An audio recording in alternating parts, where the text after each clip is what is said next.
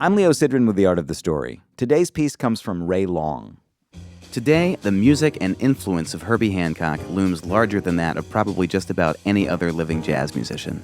With a remarkable career now spanning 7 decades, Hancock has of course become something of an elder statesman, generously guiding generations of younger musicians.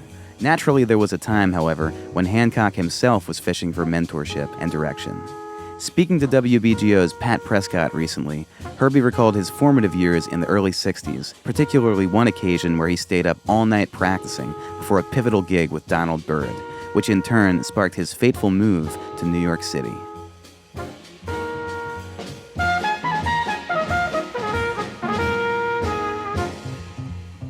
When I first played a gig with Donald Byrd, it was up in Milwaukee, Wisconsin. And I remembered asking Donald, I said, I'm okay for playing ballads. I'm okay for playing moderate tempos, but, I have trouble playing like really fast tunes. Do you have any suggestions of how I can learn to actually play faster tunes?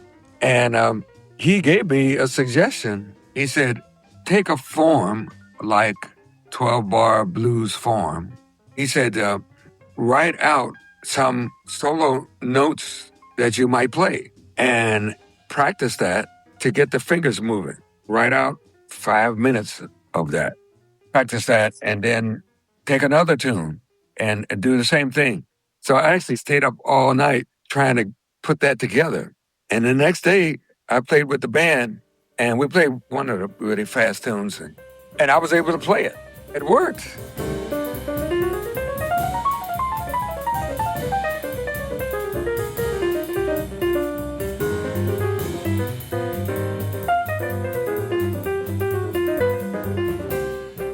I was just there for a weekend. And at the end of that weekend, I think it was Saturday night or maybe Sunday, that Donald said, well, I've been talking to the band and we all decided we really want you to stay in the band.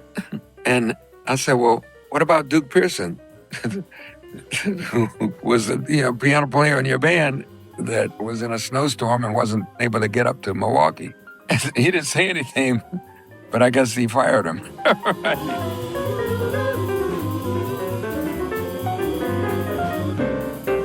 Anyway, he said, but you'll have to move to New York. I said, it's been my dream to go to New York and live in New York, because that was like the center of the best of jazz. And I said, but you'll have to ask my mother. He laughed. But he did. He said, get your mother on the phone, your mother and your father.